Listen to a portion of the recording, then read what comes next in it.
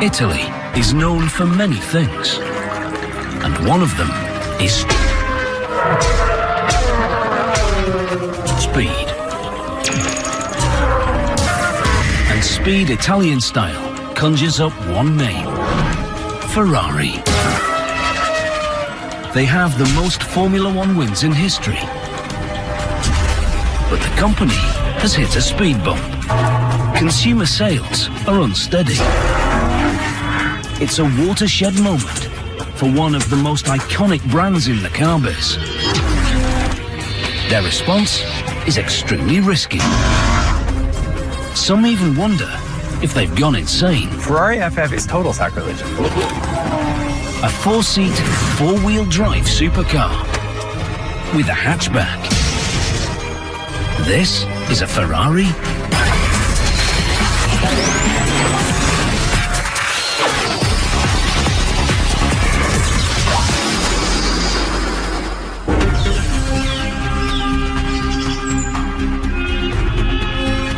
For many auto enthusiasts, Maranello, Italy means only one thing: Ferrari.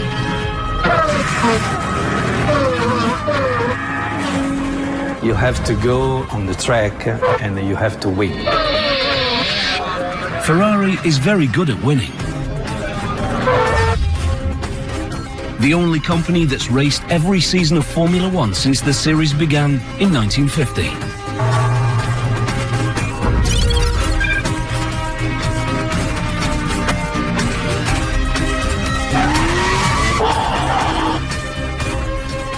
Just the name conjures up automotive romance.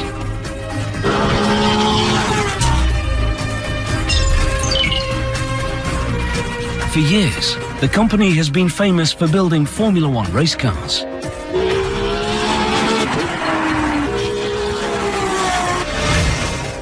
And its consumer counterpart, sexy two-seat supercars. We can offer the sporty feeling that you have to feel when you drive the car. But Ferrari must adapt. We have to understand what is the evolution of the customer. With the high-end sports car marketplace growing more and more crowded,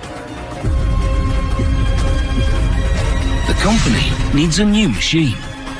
This is a completely new kind of model because we are thinking of completely new customer.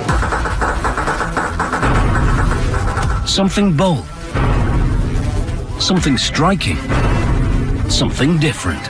Big innovation in terms of how we conceive the product. The answer comes at the 2011 Geneva Auto Show. Today, it's even more important than a surprise because this car, FF, represents for us really a very important and fantastic challenge. 1, 2, 3, go.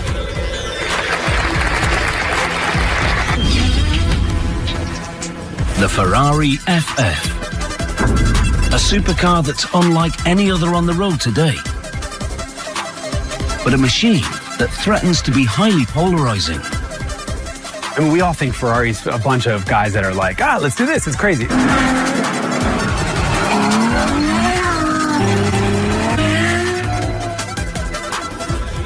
The design of the machine is a significant departure and a huge gamble for the company. The purists are going to say, well, it's got to look like a sports car, but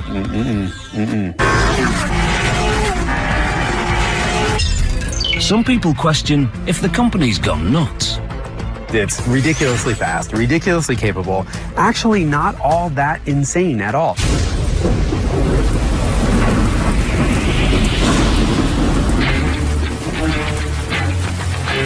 But Ferrari feels it has to shake up the marketplace. This is a new segment. This is the answer to the question that the world is changing. And to do it, they need to respond to that change. In recent years, sales have been uneven. Although people who can afford a Ferrari were less affected by the economic crash, it certainly made sales unpredictable. They're business guys. And at some point, somebody probably looked at a business case and realized that Ferrari owners also have things with a hatch, some sort of SUV, some sort of other car with a reasonable backseat. And they thought, well, why give up this business to somebody else? Historically, the brand has never been about practicality.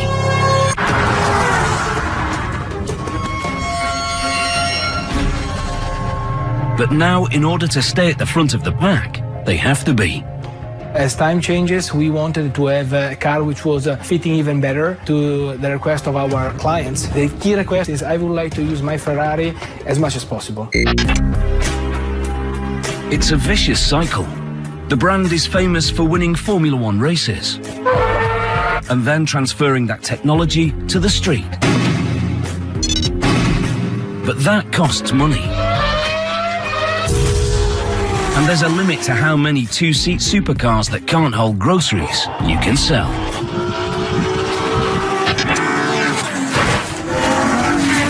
The FF is Ferrari's attempt at saying, okay, if you want to drive your Ferrari all year round and you need a trunk and you need a backseat, here you go.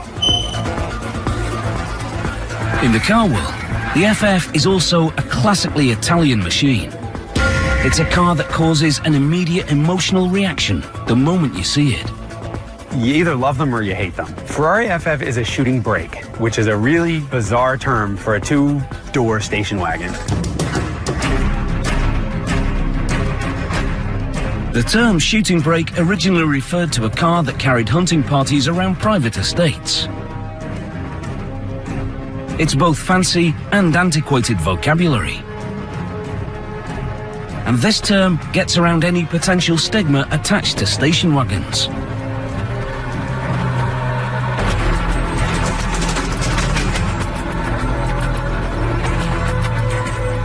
The car is conceived to be a car for 4 people. Being a car for 4 people means that you need to have some space inside, and this is also, of course, shaping the car outside.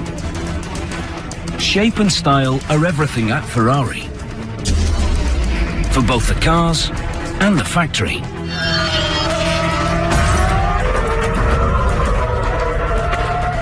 Behind the old brick walls is a modern complex where architecture matters as much as the cars. The Ferrari factory is like this huge complex of the most insanely gorgeous machinery filled with a lot of cappuccinos.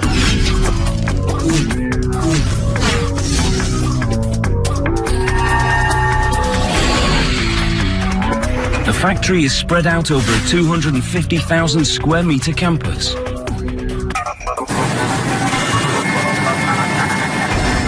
There's a foundry, a milling facility, a paint shop, a final assembly line, and even a wind tunnel. It's a place that treasures history and cutting-edge futurism. It is not what you'd expect from Italy because it's kind of corporate and it's kind of clean and everybody is doing exactly what they should. But when you start noticing the way the robots move and what exactly they're building, then it becomes special. Special because a company philosophy links the quality of its cars with the quality of its workplace.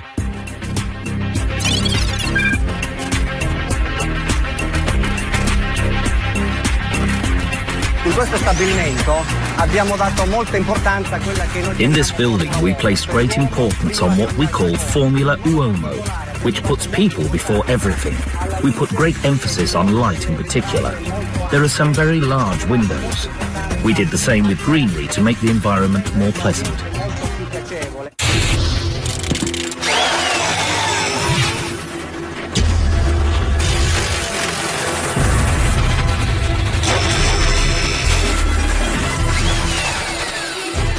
Few would question the beauty of the Ferrari factory.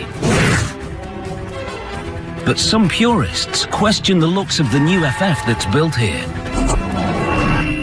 going as far as saying the brand sold out its soul. But it's hard to argue with the performance.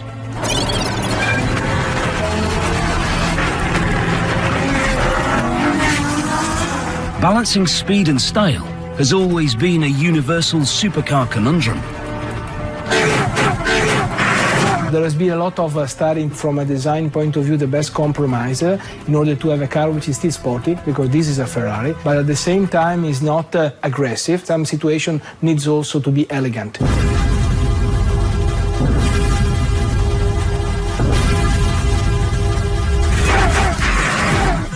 The look of the car is the most striking and obvious change, but it's not the most revolutionary. It's revolutionary because I've worked for Ferrari since 1971, and there was never any notion we could have a four-wheel drive. Four-wheel drive is something no one at Ferrari had ever imagined. Four-wheel drive is meant to allow to use the car maybe when it's raining, maybe on the snow. So all those kind of situations where you would normally not imagine to use a Ferrari. It's also something that the company has never done before. Our first four-wheel drive, but this car is a Ferrari. This means that you have to enjoy yourself when driving the car. Ferrari's lack of experience with four-wheel drive could have been a major weakness. Instead, they make it a strength. They break with convention and take another risk. This is a new solution, an original solution for a four-wheel drive. The FF represents a major breakthrough because of its truly unique four-wheel drive system. There's nothing like it on any other car in the world. The company takes a Formula One racing approach. Lighter is faster.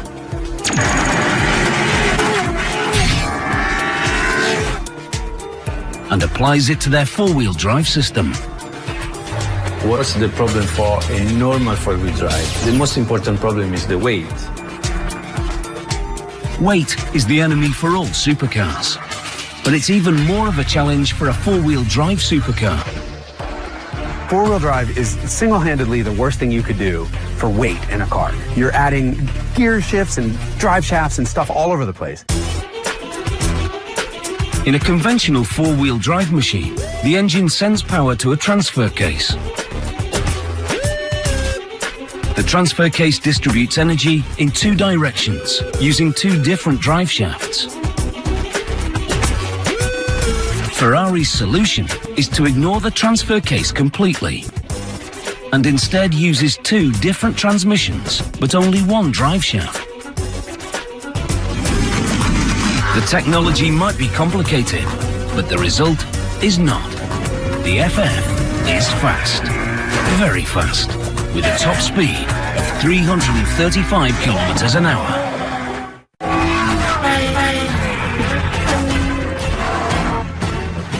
One other modern revolution allows Ferrari to so radically reimagine four-wheel drive. The computer.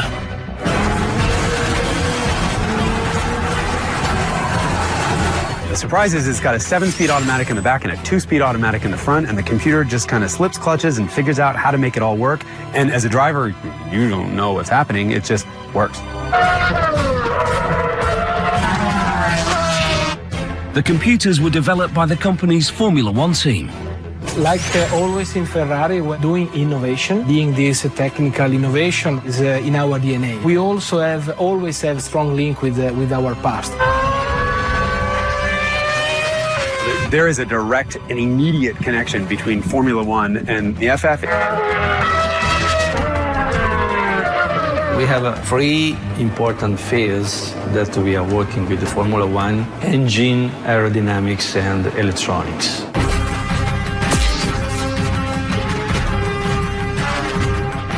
While it takes nearly 3 years to develop the car, it takes almost 6 years to get the electronics right.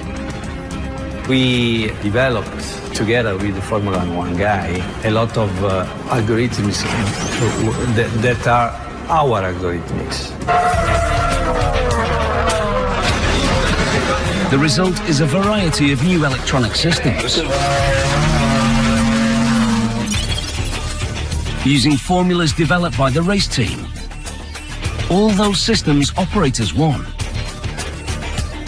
integrated into a single computer system. What we have now is an integration of each subsystem controls that let us to optimize the whole car. The car's computer also manages its engine. I would like to start with the engine because for sure is the most important component of the car. So this is the completely new V12 with 660 horsepower. If high performance is the brand's most identifiable trait, then making money comes in a close second.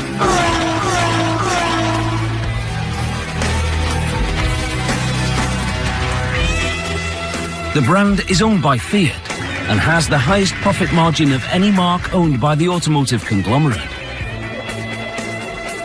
Profit margins so lofty that the company with the prancing horse logo is valued somewhere around 3 billion euros.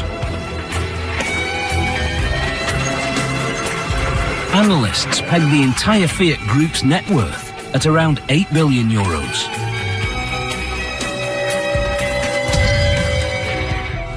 If it's successful, the new FF could increase Ferrari profits even more. It's the gentleman of this sort of supercar world. You get in and it's pretty nice inside and it's well appointed, and then it rides like a dream. And the joke is, here's a car that can keep up with a Ferrari 458 Italia on the racetrack, and you're driving on the street, you might as well be in some Lexus. For the last several years, Ferrari has produced somewhere between 6,100 and 7,100 cars a year. The FF could potentially raise that number by 15%. We have in Maranello here all the possible areas where we build actually Ferrari. So we start from engines, and this is where we build, just across the road, we build them.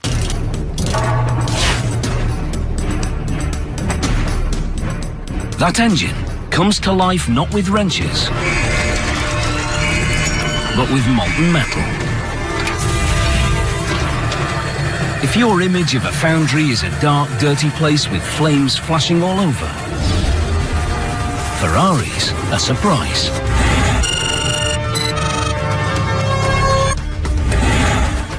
This foundry is a clean, well-lit building.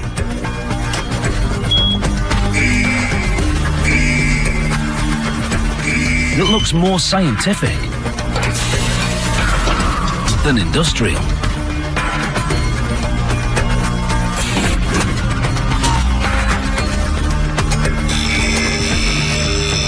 The FF engine is made from lightweight aluminium. We melt the aluminum, the ingots, and we reach more or less 800 degrees inside the furnace. They fill a huge cauldron, taking samples of the melted aluminium to ensure its exact chemical composition. Then pouring the molten metal into a second furnace to heat it some more. To have a complete filling of this furnace, we use 900 kilo of aluminum.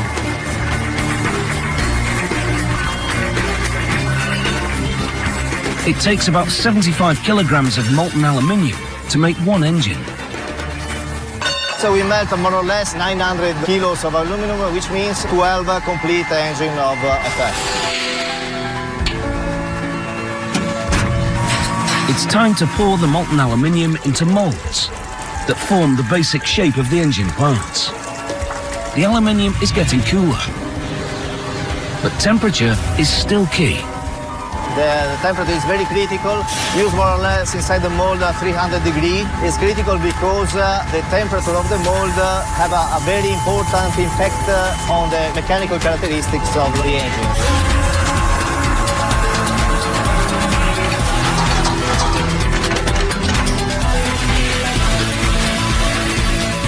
They use two kinds of molds to build the engine. Some are made of steel and can be used over and over. The steel allows very accurate control of temperatures. It's very important to decrease very quickly the temperature of the aluminum after casting to have a good mechanical characteristics.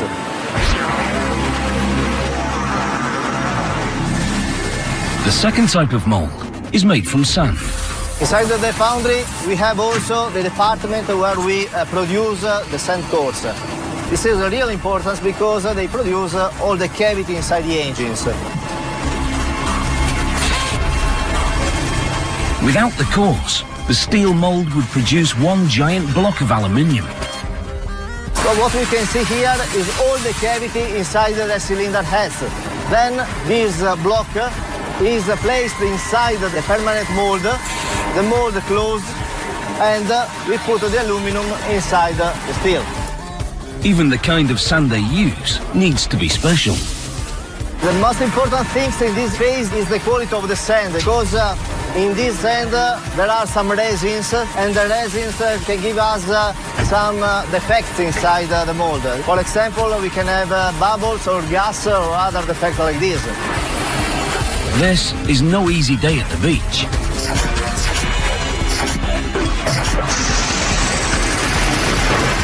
They flip the mold over. Again, the FF benefits from what's been learned by the Formula One race team. This is the same process for the Formula One. In fact, there we have a little department where we cast only Formula One components.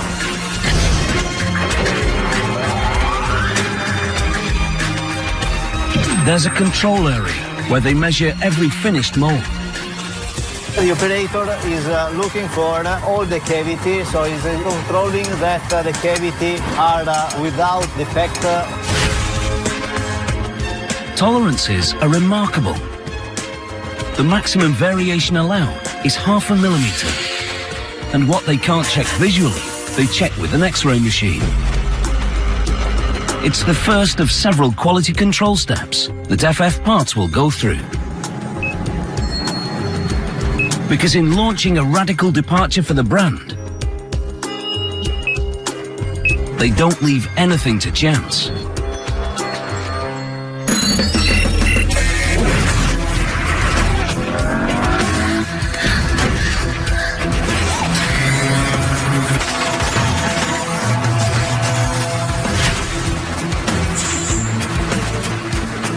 There's an entire building devoted to milling the rough metal pieces from the foundry into pristine engine parts.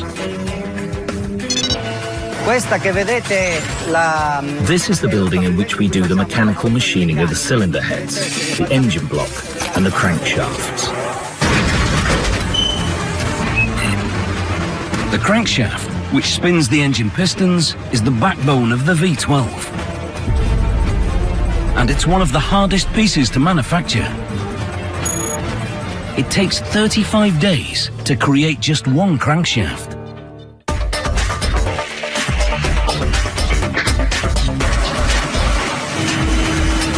After receiving a raw piece from the foundry, they machine material away.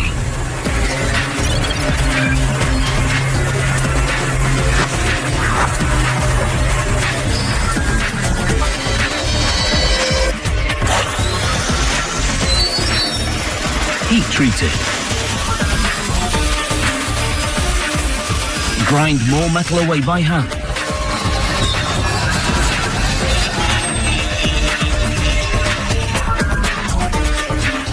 Before doing the final finishing.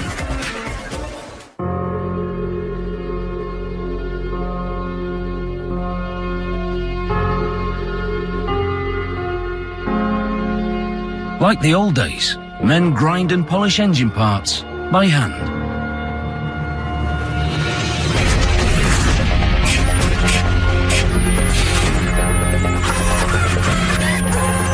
But robots get in on the action too.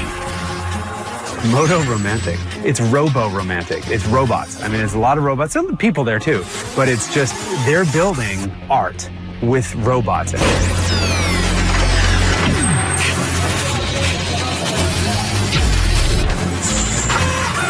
Robotic art with a literary twist.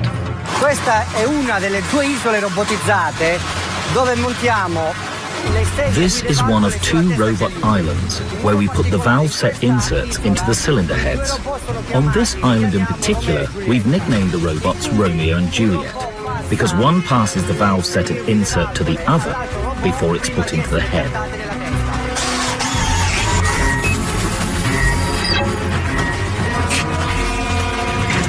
Shakespeare never imagined how cold love could get.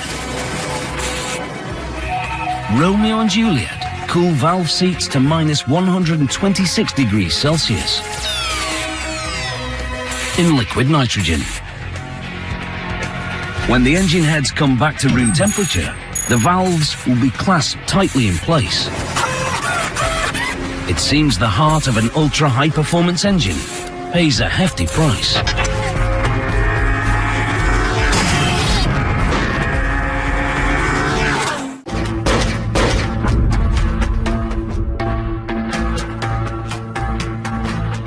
Ferrari is now ready to build the FF's world-famous V12 engine. We are in the engine assembly area. Having been in the foundry and in the mechanical machining area, we are now at the point where the machined cast and forged components are assembled into an engine. This is the 12-cylinder line. One man will build a new power plant from start to finish. It will take him 5 days to do it. 5 days to create a 660 horsepower masterpiece directly derived from Formula One racing. We are working with the Formula One for the engine and materials, also the methodology to grow up with the performances and to develop each component of the engine. They start by mounting the engine block on a special card. Pistons are checked. The crankshaft is carried to the engine. Parts carefully oiled. Very slowly, each of the engine's 12 pistons slide in.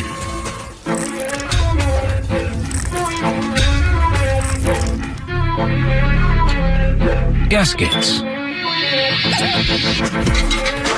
cylinder heads are installed.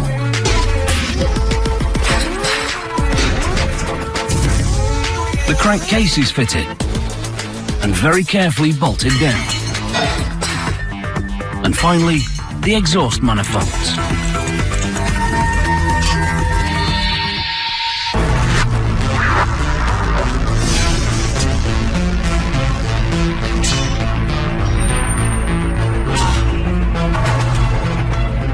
Another V12 engine is ready to be shipped to the final assembly area. A radically shaped Ferrari FF is about to be born. But first, it needs a new body. A new body made out of 23 different metals.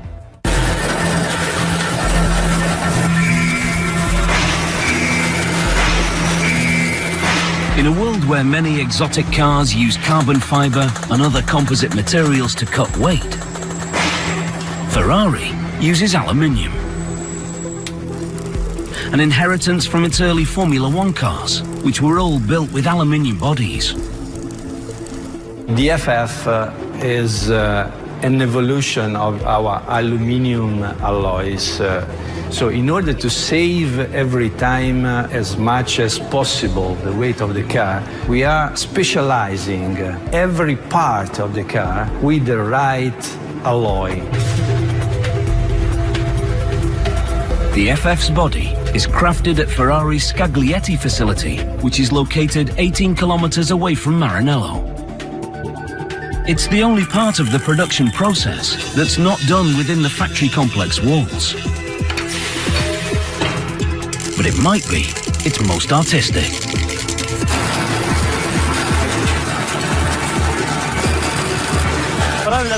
Working with aluminium is an art, and making a body shell is like making a sculpture.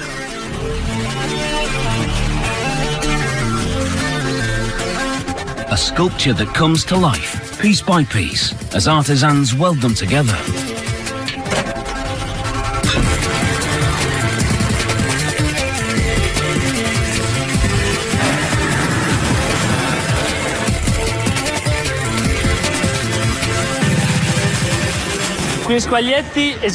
We produce all the bodies from the first prototypes to the production ones here in Scaglietti.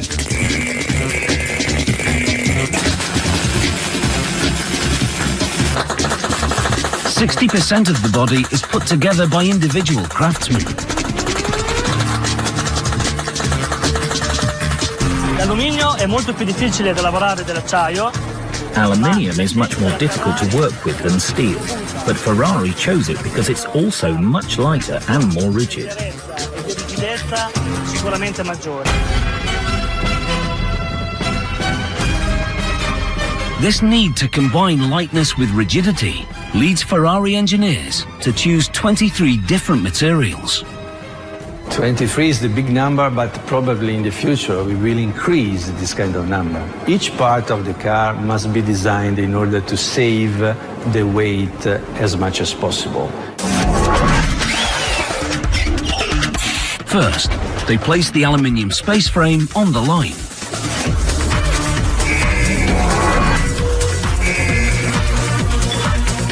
Add major pieces, like the rear fenders.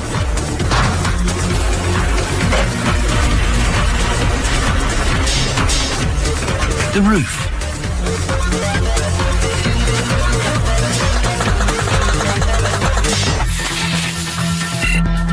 Halfway through the process, there's another quality control check.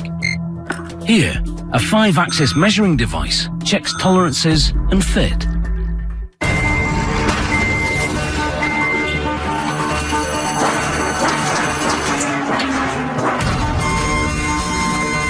They hang the doors.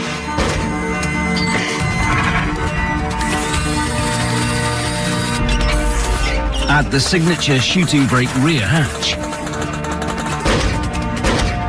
Put on the front fenders. And finally, the hood.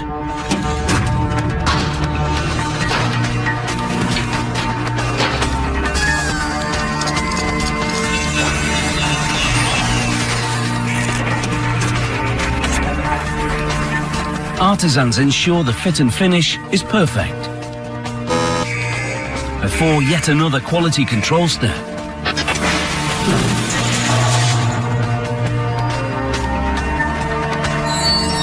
This time under special lights that help workers see any imperfections in the sheet metal.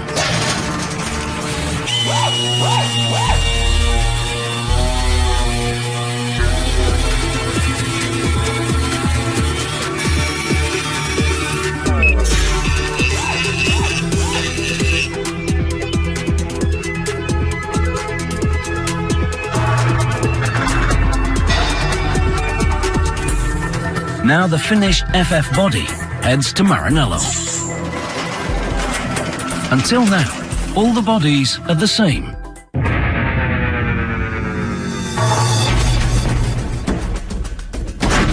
But that's about to change. Inside a room very few people ever get to see. If you're one of the lucky few who can afford such a luxurious supercar, odds are you picked out your upholstery and other options here. Nowadays, 99% of the Ferraris have at least one personalization by their owners. People who want to customize the options on their new machine. Where we are here is a tailor-made atelier. It's a very special and dedicated one. Only tailor-made clients are coming here. Clients who want their FF to be different from the plain old ordinary €233,000 FFs. So, for example, we used on the FF in this atelier, we put cashmere on the roof, so that when you touch the roof, which is normally something that is done in a very basic material, you have a very rich and different sensation. Cashmere is just one of a number of possible upgrades on the FF.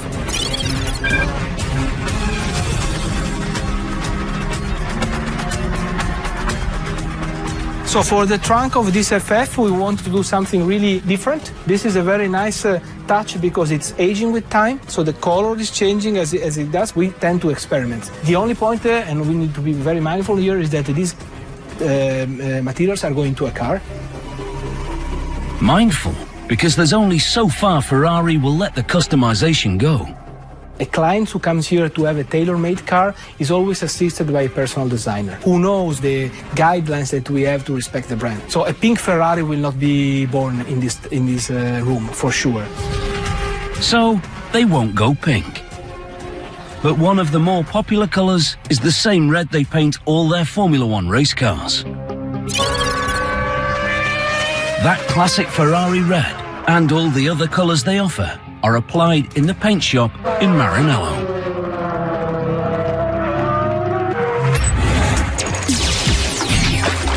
Here we are in the first main part of the process, wash and clean the car body.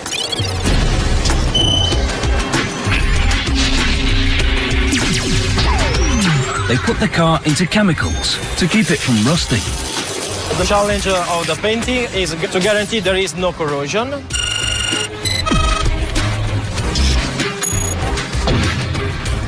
The next step after the electrocoat is the sealing application. Ultimately, a Ferrari will have 4 layers of coating or paint before it's finished. A layer of electrocoating, a layer of primer, a layer of top coat, a layer of clear coat.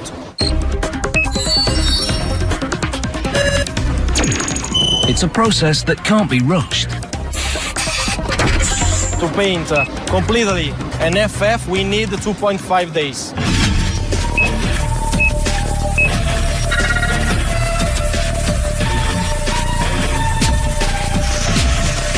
It's a lot of work for a very thin layer of paint.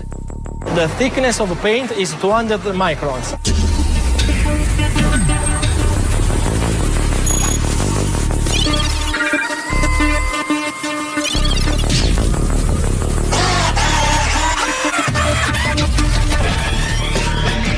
The final inspection is more important for us because it's a manual activity, visual activity, and the people are skilled to discover all the imperfection on the painting, only looking at the reflection of the light on the surface.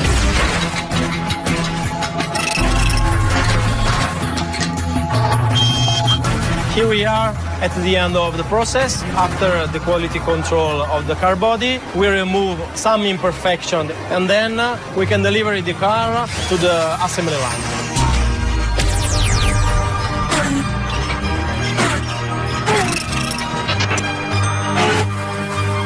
A newly painted FF is about to head off to the final assembly line.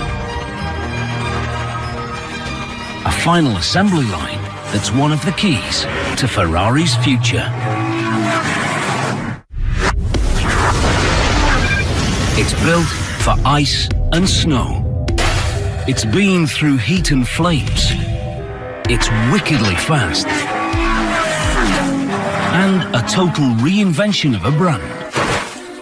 But the FF can't actually be called a Ferrari until it hits station number 1 on the final assembly line. That's where the hands of just one man add a logo that means more than simply speed.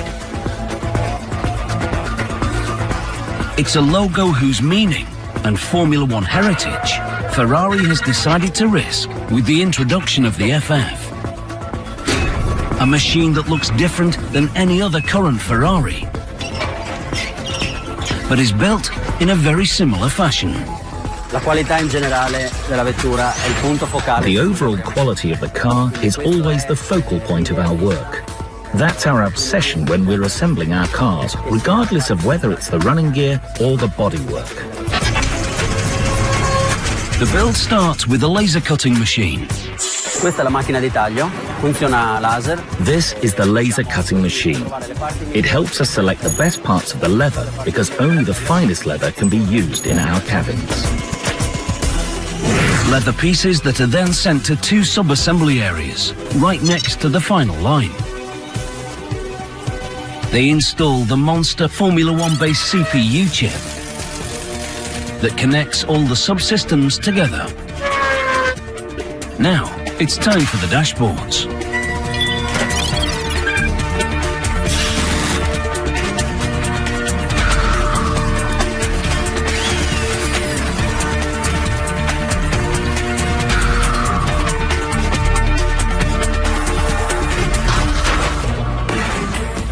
Questa linea noi realizziamo il sottogruppo. This is the line where we put together drivetrain subassembly. We assemble the engine and the transmission, and then the whole subassembly is taken to the car. This is the heart of the car. A 660 horsepower Formula One inspired heart that beats fast on the racetrack.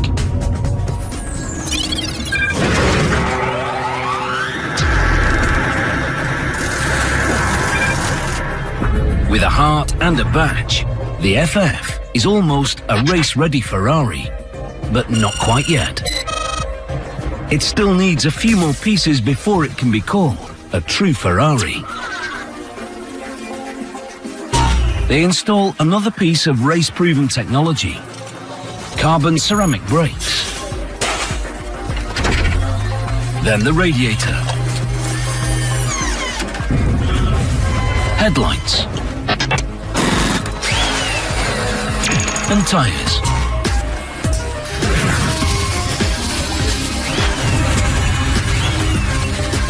Installing the steering wheel is special, because here is where they program the Formula One design CPU chip for each FF's unique destination.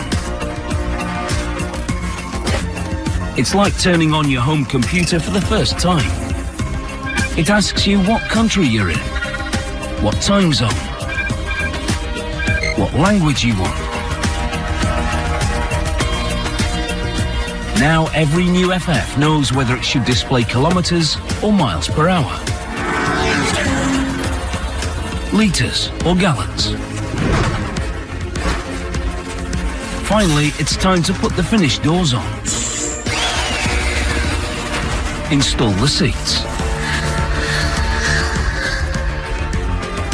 And do the final quality check.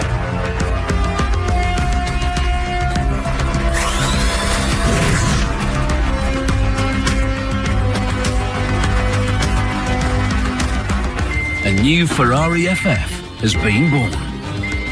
But whether some think it should have been is still a question open to debate. For sure, this is a step that, from the innovation point of view, is a very big step. But from the characteristic of the shape and so on, is not the same that we had in the past. The first all-season, every-condition four-wheel drive Ferrari. I've driven it in the snow, I've driven it up in the mountains. Chances are people, when they go skiing, are still going to take their SUVs, but you can drive the FF to your garage where you store your SUV. Now it's up to the marketplace to decide whether Ferrari has done the unthinkable,